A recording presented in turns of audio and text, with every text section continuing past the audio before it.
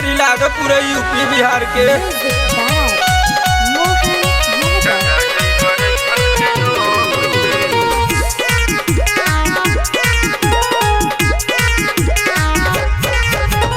UP के हम शेर हईया खास बाराबंकी के, यूपी के हम शेर हईया खास बाराबंकी के। ए जयाई के जदिया झुरई बता टंगा जइबा राइफल के नोक पे। ए जयाई के जदिया झुरई बता टंगा जइबा राइफल के नोक पे। सीधे गोली मारी ले हम दिल के बीचों बीच में, अरे सीधे गोली मारी ले हम दिल के बीचों बीच में।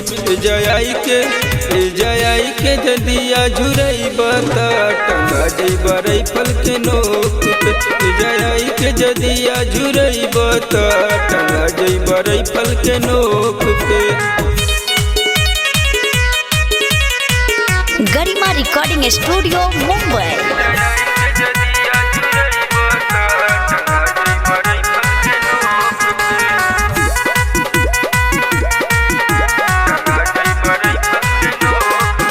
अरे काम नहीं चले यहाँ पैसा या प्यार से, यहाँ पे बात सीधा होले हथियार। अरे शेर है यूपी के टंगवाले पतो नहीं चली रे। काम नहीं चले यहाँ पैसा या प्यार से, यहाँ पे बात सीधा होले हथियार से।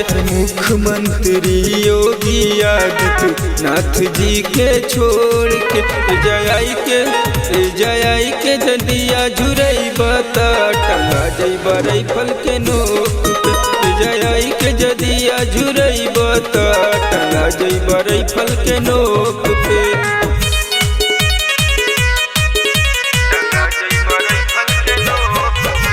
अरे सुन रे बेटा, हम यूपी के हैं से बाराबंकी के सीधे दागेनी।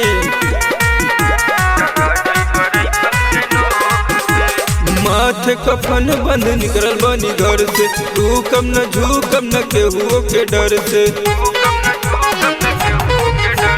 माथे कफन बंद निकल बनी घर से, रुकम न झुकम न केहू के डर से। बड़े बड़े लोगन के हम रखल बानी ठोक के।